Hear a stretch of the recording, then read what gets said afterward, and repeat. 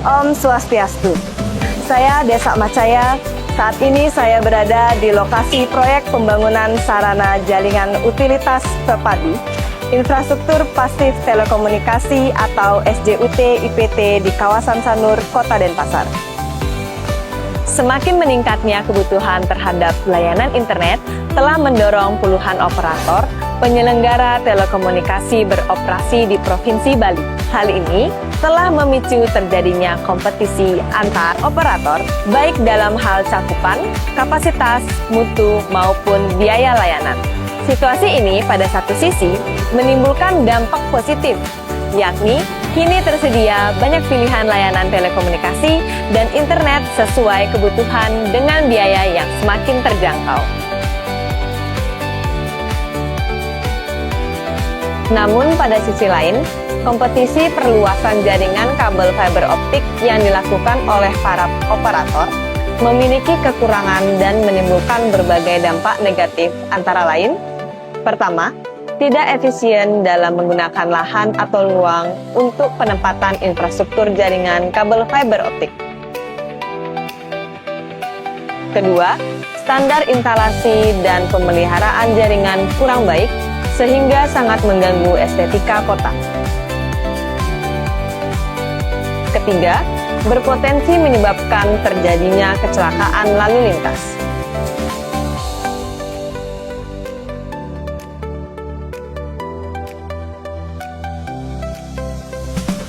Keempat, sangat mengganggu kegiatan keagamaan, adat, dan budaya.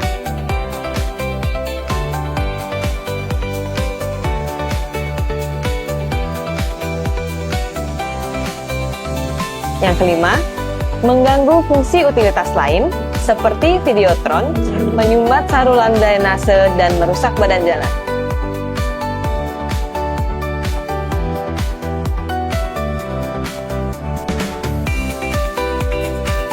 Untuk mengatasi permasalahan dan dampak negatif tersebut, pemerintah Kota Denpasar telah menugaskan Perumda Bukti Praja Swakodharma atau Perumda BPS untuk melaksanakan pembangunan sarana jaringan utilitas terpadu infrastruktur pasif telekomunikasi melalui Perwali nomor 31 tahun 2024 yang dilakukan secara bisnis to bisnis tanpa memerlukan dukungan anggaran dari pemerintah daerah. Mulai akhir tahun 2025 sampai awal tahun 2026, Perumda BPS bekerjasama dengan PT Sarana Utilitas Optimal atau PT SUO telah berhasil membangun SJUT IPT pada 3 ruas di kawasan Sanur sepanjang 3 km.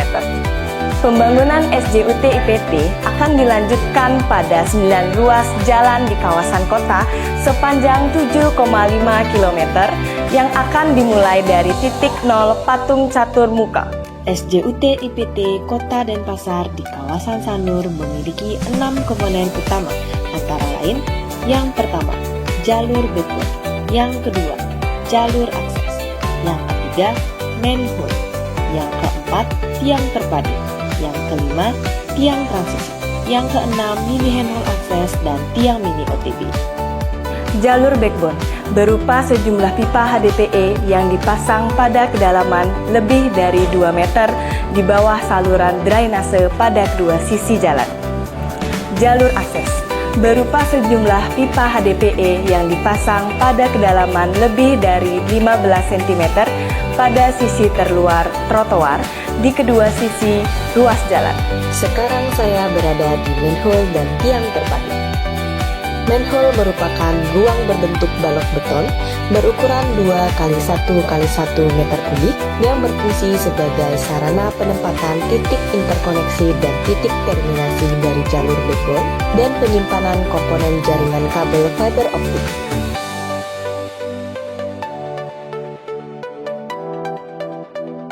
Manhole ini berjumlah 21 buah, terdiri dari 10 buah di sisi kiri dan 11 buah di sisi kanan, dengan jarak antar manhole antara 300 hingga 400 meter.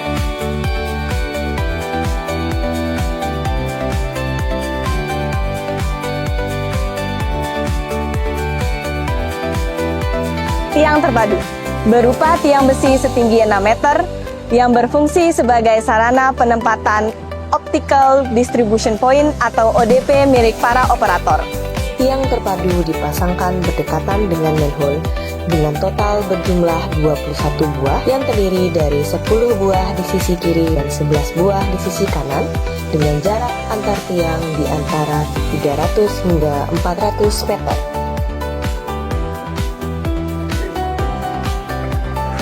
Berikut merupakan salah satu komponen utama dari SDUT IPT di kawasan Sanur, yaitu adalah tiang mini OTB berupa tiang besi setinggi 1,5 meter yang berfungsi sebagai sarana penempatan kotak mini OTB atau Optical Termination Box yang menghubungkan jalur akses ke pelanggan-pelanggan. Total dari tiang mini OTB yaitu dengan jumlah 165 buah, terdiri dari 71 buah di sisi kiri dan 94 buah di sisi kanan. Berikutnya mini handhole. Mini handhole berjumlah dengan total 172 buah yang terdiri dari 76 buah di sisi kiri dan 96 buah di sisi kanan. Tiang transisi berupa tiang besi setinggi 6 meter yang berfungsi sebagai titik interkoneksi jaringan kabel di udara milik para operator dengan jaringan SJUT IPT. Tiang dipasang pada awal dan akhir jalur SJUT IPT serta pada setiap persimpangan jalan sehingga menjadi titik masuk atau incoming dan titik keluar atau outgoing jalur SJUT IPT. Total dari tiang transisi berjumlah 16 buah, di mana 7 buah di sisi kiri dan 9 buah di sisi kanan. Fitur dan keunggulan SJUT IPT Kota Denpasar antara lain: pertama, hampir 100% komponen jaringan kabel ditempatkan di bawah tanah, sehingga ramah dan aman bagi kegiatan masyarakat sehari-hari, kegiatan keagamaan, adat, dan budaya. Yang kedua, selaras dengan lingkungan dan mendukung estetika kota. Yang ketiga, tidak merusak ataupun mengganggu badan jalan, baik pada saat masa konstruksi maupun operasional.